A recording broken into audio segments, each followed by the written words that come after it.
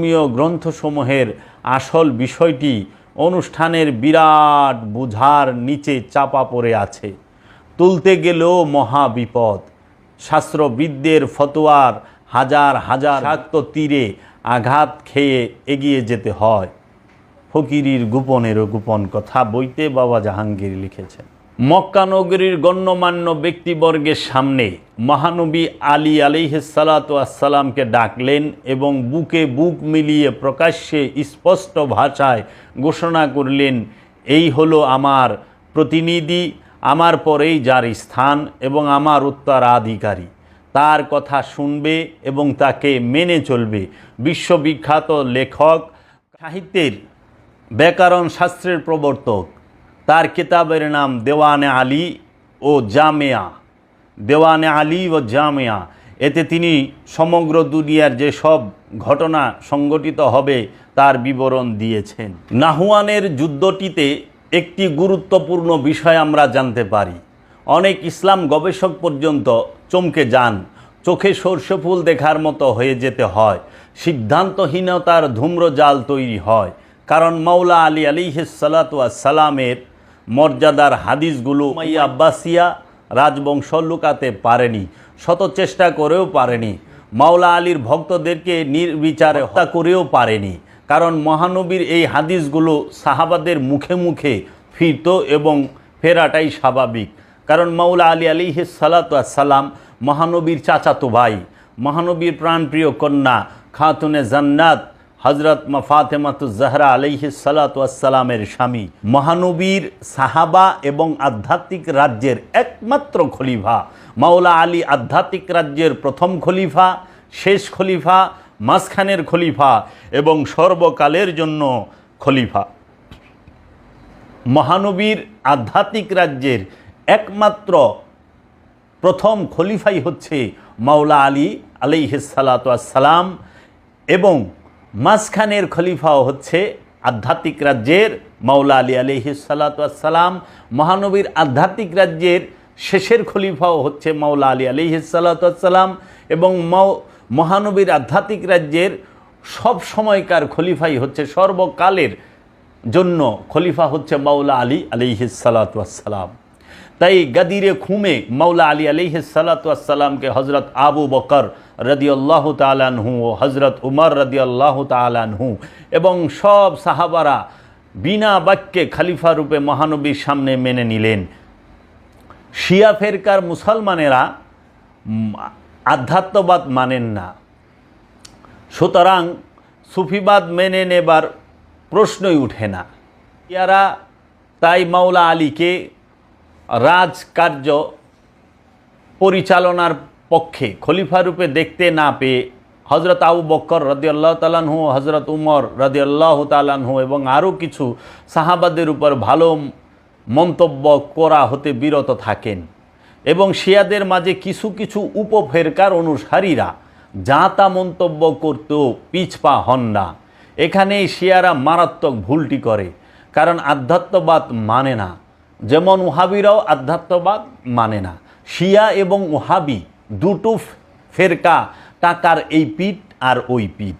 শিয়া এবং ওহাবি এই দুটো ফেরকাই টাকার এই পিঠ আর ওই পিঠ। এই ওহাবি ফেরকা এবং শিয়া ফেরকা এরা আধ্যাত্মবাদ মানে না।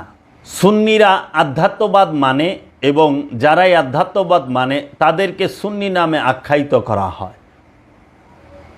যেমন খ্রিস্টানদের মাঝে ক্যাথলিকরা আধ্যাত্মবাদ মানে, খ্রিস্টানদের মাঝে ক্যাথলিকরা আধ্যাত্মবাদ মানে। তাই দুনিয়াতে 14 আনা মুসলমানই সুন্নি এবং 14 আনা খ্রিস্টানই রোমান ক্যাথলিক। ওহাবিদের দেশ পেট্রো ডলারে ভাসছে, তাই তাদের প্রচার এবং মাল পানিটা অনেক অনেক বেশি। মানুষ স্বভাবতই দুনিয়ামুখী, তাই ওহাবিরা বিশাল সুন্নি জামাতে ঢুকে সুন্নিদের মাঝে মতভেদ তৈরি করতে পেরেছে।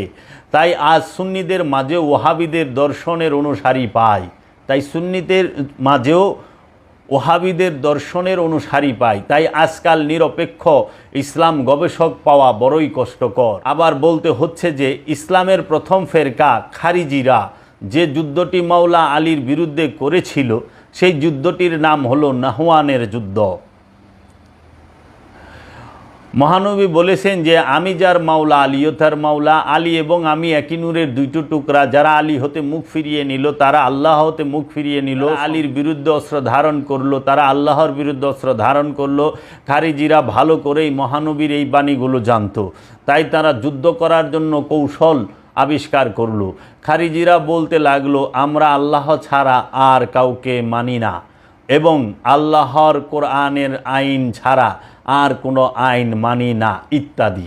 অর্থাৎ খারিজিরা এই কথাটি বুঝিয়ে দিতে চাচ্ছে যে মাওলা আলী আপনার সম্মান ও মর্যাদা মহানবী যত বড়ই করুক না কেন আমরা আপনাকে মানি না। এই কথাটি বুঝিয়ে দেওয়ার জন্যই রাজনৈতিক চিকন কৌশল আবিষ্কার করে মুখের উপরে বলে দিল যে আমরা আল্লাহ ছাড়া আর কাউকে মানি না। এই জন্য অনেকে মনে করেন যে খারিজিদের দর্শনটি ওহাবিরা লুফে নিয়েছে। এই জন্য অনেকে মনে করেন যে খারিজিদের দর্শনটি ওহাবিরা লুফে নিয়েছে, কিন্তু ওহাবিদের অনেক আগে খারিজিদের এই দর্শনটি সর্বপ্রথমে গ্রহণ করে নেন আমাদের 4 ইমামের মধ্যে এক ইমাম, তার নাম ইমাম আহমদ ইবনে হাম্বল। তিনি প্রকাশ্যে খারিজিদের মতবাদটিকে বাতিল মতবাদ বলেও পরোক্ষ সমর্থন দিয়ে গেলেন, কারণ তিনি 10 লক্ষ হাদিস সংগ্রহ করেছেন এবং যে হাদিসে সামান্য আধ্যাত্মবাদের গন্ধ পাওয়া যেত উহা গ্রহণ করেননি। তিনি 9,70,000 হাদিস জাল হাদিস মনে করে ফেলে দিলেন এবং 30,000 হাদিস রেখে দিলেন এবং নাম দিলেন মাসনাদে আহম্মদ। এবং এই বিশাল হাদিস গ্রন্থটি সবচাইতে বড় হাদিস গ্রন্থ, যদিও এই বিশাল 60 খণ্ডের হাদিস গ্রন্থটি সিহাসেত্তার বহির্ভূত। চিন্তা করতে পারেন ইমাম আহমদ ইবনে হাম্বল যে হাদিস গ্রন্থটি লিখছেন সে হাদিস গ্রন্থের নাম মাসনাদে আহম্মদ এবং এই বিশাল হাদিস গ্রন্থটি সবচাইতে বড় হাদিসের গ্রন্থ। তাহলে আমরা কি জানতে পারলাম? পৃথিবীর বুকে সবচাইতে বড় হাদিস গ্রন্থের নাম হচ্ছে মাসনাদে আহম্মদ। ইমাম আহমদ ইবনে হাম্বলের যে হাদিসের কিতাব, 30,000 হাদিস তিনি এই হাদিসের কিতাবে উল্লেখ করেছেন এবং 60টা খণ্ডে 30,000 হাদিস।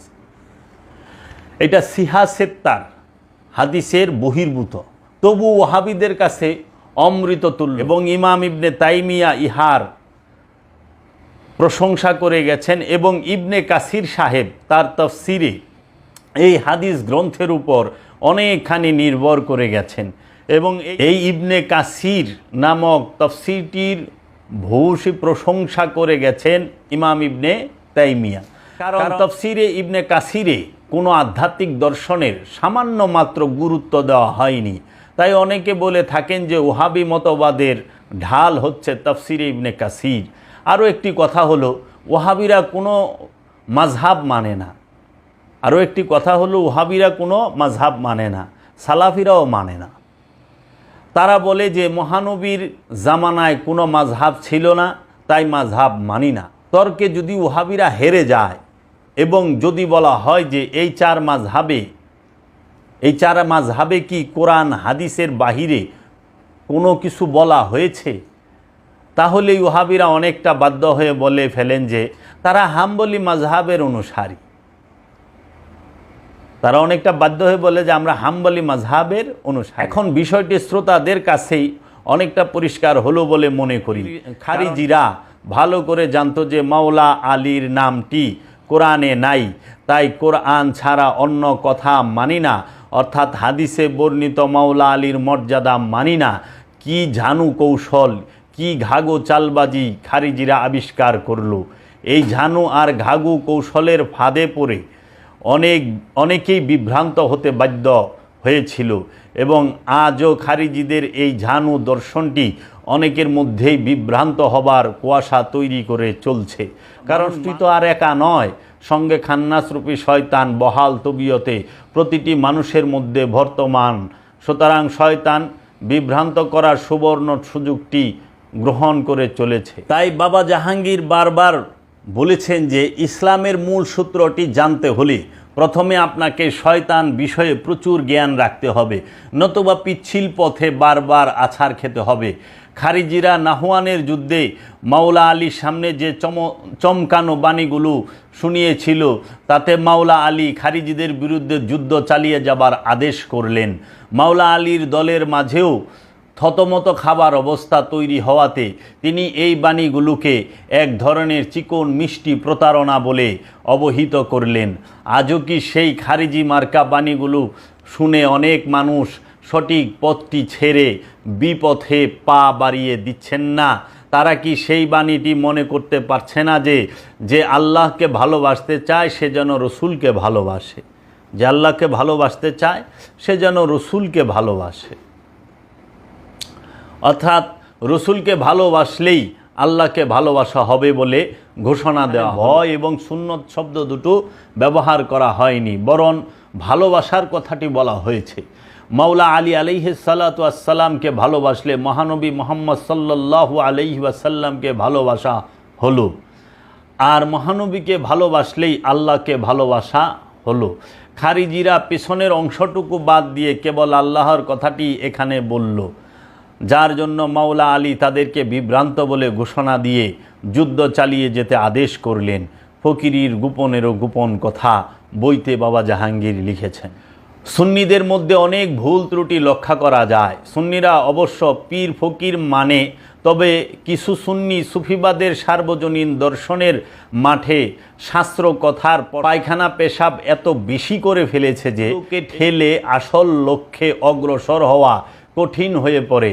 বেশিরভাগ সুন্নি বকরির ৩ নম্বর বাচ্চার মতো পীরের বাড়ি বা আস্তানায় গিয়ে ২-৩ দিন লাফালাফি করে বড় বড় কথা বুলি শিখে মনে করে যে আমি কি হনুরে। আসল শিক্ষাটি যে মোরাকাবার মাধ্যমে শিখতে হয়, জানতে হয়, তা আজকালকার পীর সাহেবরা অজ্ঞাত কারণে একেবারেই শিক্ষা দেন না।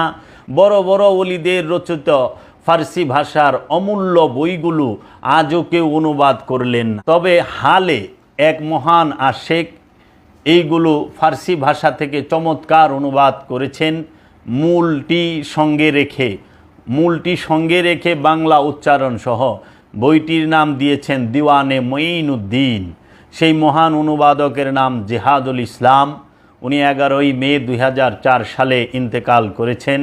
ওনার প্রথম অনুবাদ নাহাজুল বালাগার অনুবাদটি অতি চমৎকার হয়েছে, কিন্তু বইটি হয়তো মাওলা আলীর লেখা নয়, কোনো ঝানু এবং ঘাগু আমির আলীর মতো শিয়া পণ্ডিতের মুখে রচিত। এইটুকু চিন্তা করলেই ধরা পড়ে যায়, সব গুমর ফাঁক হয়ে যায়। কারণ এত বড় বইটির একটি পৃষ্ঠাও আধ্যাত্মিক বিষয়ের উপর আলোচিত হয়নি। নাহাজুল বালাগা এত বড় একটা কিতাব, সেই কিতাবের একটি পৃষ্ঠার মধ্যেও আধ্যাত্মবাদের কোনো আলোচনাই করা হয়নি, আধ্যাত্মিক বিষয়ের উপর আলোচনা হয়নি। যদিও মাওলা আলীকে আধ্যাত্মিক জ্ঞানের একমাত্র দরজা বলা হয়, শিয়ারা আধ্যাত্মবাদ তো মানেই না, বরং সুযোগ পেলে বড় বড় ওলিদেরকে ম্যাজিশিয়ান বলে গালি দিয়ে ফেলে। শিয়ারা আধ্যাত্মবাদ মানে না, বরং সুযোগ পাইলে বড় বড় আল্লাহর ওলিদেরকে ম্যাজিশিয়ান বলে। ওহাবি এবং শিয়ারা টাকার পিঠ আর পিঠ। শিয়া মাওলা আলীকে প্রথম খলিফা না বানিয়ে হজরত আবু বকরকে কেন বসানো হলো, এটা নিয়ে প্রচণ্ড মতবিরোধ করেন। যেহেতু শিয়ারা আধ্যাত্মবাদ মানে না, সেহেতু মাওলা আলীকে আধ্যাত্মিক খলিফা মেনে নিতে পারে না। অথচ মাওলা আলী মহানবীর প্রথম খলিফা এবং মাঝখানের খলিফা এবং শেষের খলিফা এবং সদা সর্বদা খলিফা। আধ্যাত্ম রাজ্যে ঢুকতে হলে মাওলা আলীর দরজা দিয়েই ঢুকতে হবে, কারণ জ্ঞান নামক মহানবীর শহরে মহানবী 2টি বা 3টি দরজার কথা বলেননি, বলেছেন জ্ঞানের রাজ্যে প্রবেশ করার একটাই দরজা, আর সেই দরজার নামটি হলো মাওলা আলী আলাইহিস সালাতু ওয়াসসালাম। সুতরাং মাওলা আলী আলাইহিস সালাতু ওয়াসসালাম পাক পাঞ্জাতন এবং আওলাদে রসুলের অনুমতি ছাড়া আধ্যাত্ম রাজ্যে ঢোকা যায় না। ঢুকবার প্রশ্নটি উঠতে পারে না। মন গড়া কথা বলে বলে মনেও সাময়িক আনন্দ পাওয়া যায়, কিন্তু সত্য সাগরে অবগাহন করা যায় না। ফকিরের গোপনেরও গোপন কথা বইতে বাবা জাহাঙ্গীর লিখেছেন, যারা সুফিবাদে মোটেই বিশ্বাস করে না সেই শিয়ারা কেমন করে মেনে নিতে পারে? বড় পীর সাহেবকে বড় ম্যাজিশিয়ান বলে, কথায় কথায় গাল দেয়, তারা কেমন করে মেনে নিতে পারে? হজরত আবু বকর রাদিয়াল্লাহু তাআলা আনহু, হজরত উমর রাদিয়াল্লাহু তাআলা আনহু গাদিরে খুমে মহানবীর সামনে আলী আলাইহিস সালাতু ওয়াস সালামকে মাওলা রূপে মেনে নিলেন। সুতরাং তাদের উভয়কে দুনিয়ার খলিফা বলে চিন্তা করাটা একান্ত মামুলি ব্যাপার। আর মাওলা আলী আলাইহিস সালাতু ওয়াস সালাম আধ্যাত্মবাদের খলিফা, আধ্যাত্মিক রাজ্যের খলিফা। শিয়ারা আধ্যাত্মবাদী মানে না। যে শিয়ারা আধ্যাত্মবাদী মানে না তাদের সামনে মাওলা আলীকে প্রথম খলিফা, শেষ খলিফা এবং মাঝখানের খলিফা এবং কাল কিয়ামত পর্যন্ত মাওলা আলী আলাইহিস সালাতু ওয়াস সালাম খলিফা হবার কথাটি কেমন করে বোঝানো যাবে? শিয়াদের লিখনীতে, ভাষণেতে, অনুষ্ঠান পালনে কোনো অভাব দেখা যায় না, কিন্তু আধ্যাত্মবাদ তথা ইসলামের মূল বিষয়টি মানে না। তাহলে তাদেরকে বাতিল ফেরকা বললে কি অন্যায় কিছু বলা হলো? যে শিয়াদের ছল চাতুরি মুতাসিম বিল্লাহ বুঝতে পারেননি এবং এই শিয়াদের কটু কৌশলেই হালাকুখার নির্মম হত্যাযজ্ঞ এবং এই নির্মম হত্যাযজ্ঞে বহু শিয়া প্রাণ হারাবার পর বুঝতে পারল এবং এই হালাকুখাই নূর মোহাম্মদ দারবন্দির কাছে মুসলমান এবং মুরিদ হয়ে গেলেন। এটা আমার কথা নয়, বরং ইতিহাসের কথা। নূর মোহাম্মদ দারবন্দি একজন অতি উঁচু স্তরের আধ্যাত্মিক গুরু ছিলেন। নূর মোহাম্মদ দারবন্দি একজন সুফিবাদের একনিষ্ঠ নিবেদিত প্রাণ ছিলেন। এটাও ইতিহাসেরই কথা।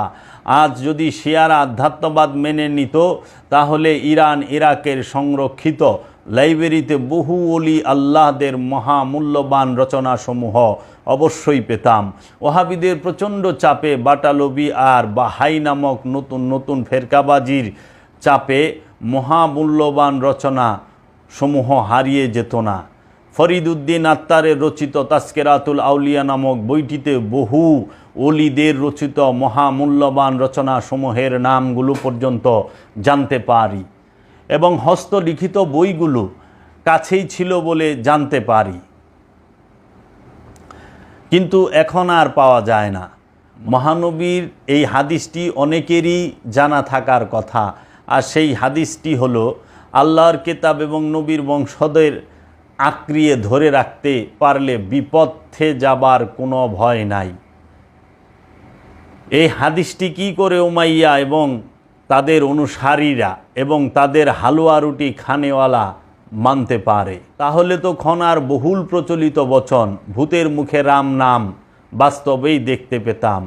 হায় রে আমাদের ভাগ্য, যেই দিকে তাকাই দেখতে বোঝা মিলে দেওয়া ঠাটবাটের ইসলামের ইতিহাস। কেবল আচার আর অনুষ্ঠানের ছড়াছড়িতে ধর্মীয় গ্রন্থসমূহের আসল বিষয়টি অনুষ্ঠানের বিরাট বোঝার নিচে চাপা পড়ে আছে। তুলতে গেলেও মহা বিপদ। শাস্ত্রবিদদের ফতোয়ার হাজার হাজার শাক্ত তীরে আঘাত খেয়ে এগিয়ে যেতে হয়। ফকিরের গোপনেরও গোপন কথা বইতে বাবা জাহাঙ্গীর লিখেছেন। মক্কা নগরীর গণ্যমান্য ব্যক্তিবর্গের সামনে মহানবী আলী আলাইহিস সালাতু ওয়াস সালামকে ডাকলেন এবং বুকে বুক মিলিয়ে প্রকাশ্যে স্পষ্ট ভাষায় ঘোষণা করলেন, এই হলো আমার প্রতিনিধি, আমার পরেই যার স্থান এবং আমার উত্তরাধিকারী।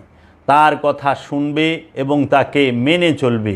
বিশ্ববিখ্যাত লেখক কার্লাইল আলী সম্বন্ধে বলেছেন, আলীর মতো আর কেহই ছিলেন না, কারণ তিনি সিংহের মতো সাহসী ও বীর ছিলেন। মহান এবং পবিত্র হৃদয়ের অধিকারী, যা তার প্রতিটি কর্মে প্রকাশ পেত। মমতা এবং অতুলনীয় বীরত্ব উভয়ই তার মধ্যে পরিপূর্ণরূপে দেখা গেছে। সৈয়দ আমির আলী উইলিয়াম স্মিথ গিভেন তাবারি তথ্যসূত্র। মহানবী বলেছেন, আমি এবং আলী এক হতে এবং একই নূরের। মহানবী বলেন, হে আলী, তুমি আমার নিকট সেই রকম যেই রকম মুসার নিকট হারুন, কিন্তু আমার পর আর কোনো নবী নেই।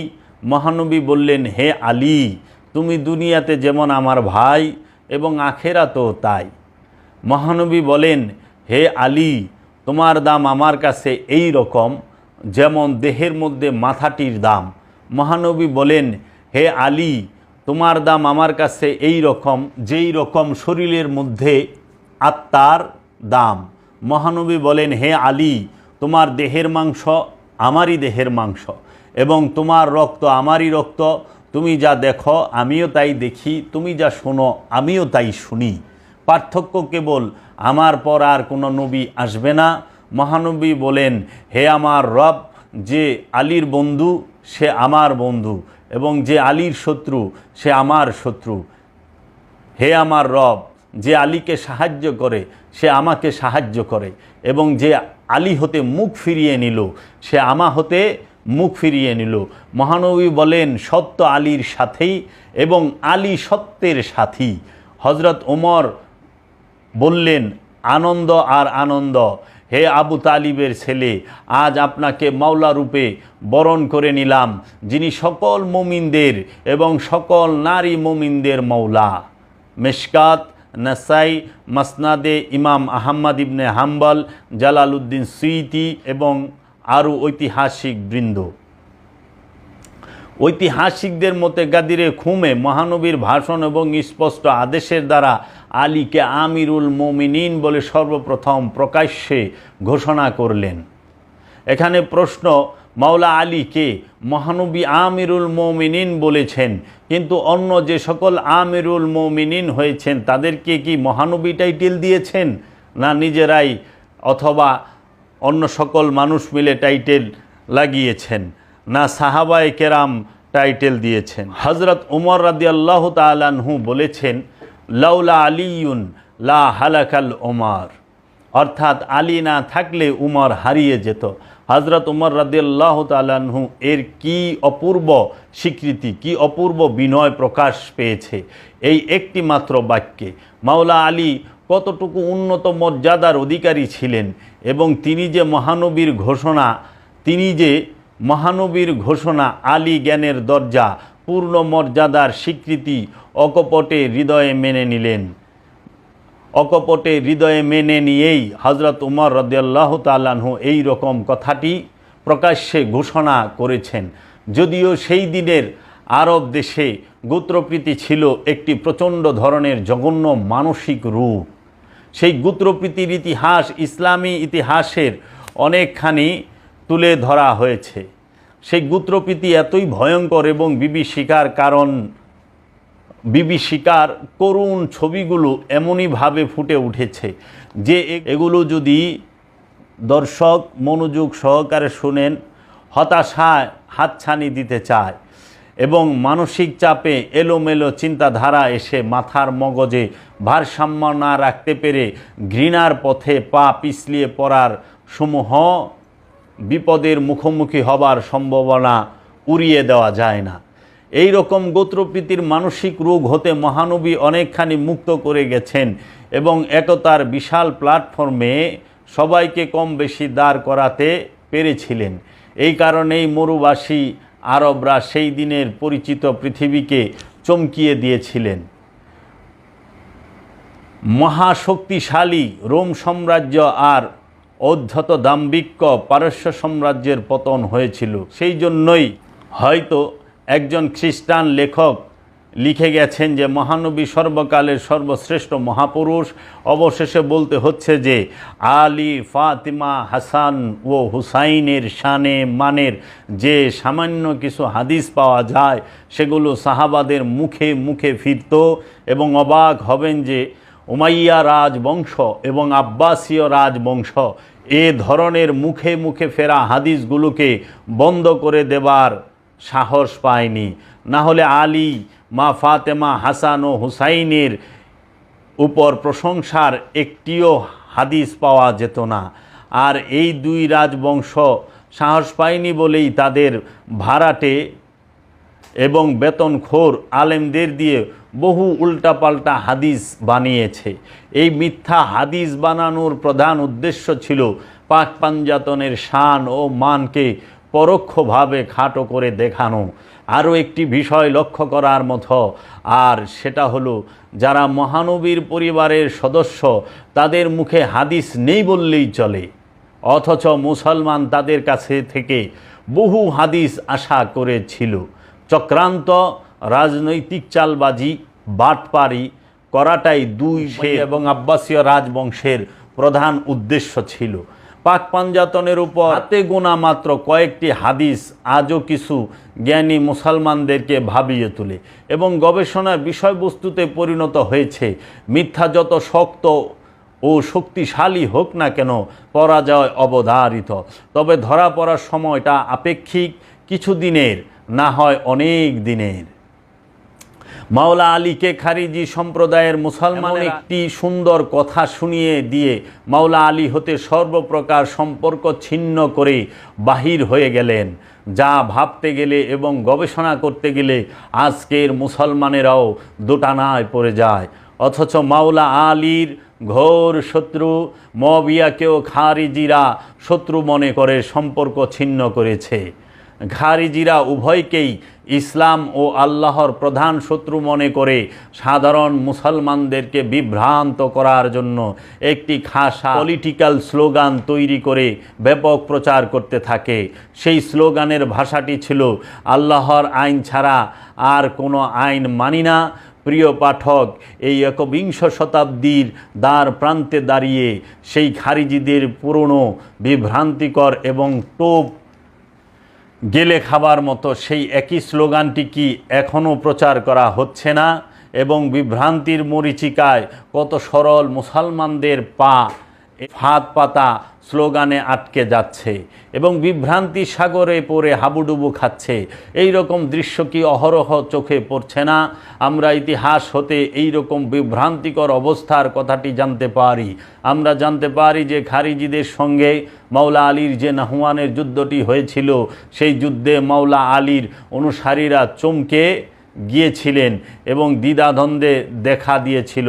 কারণ খারিজিদের কপালে সেজদার কালো দাগ ছিল, কারণ খারিজিরা খুব বেশি নামাজ পড়ত।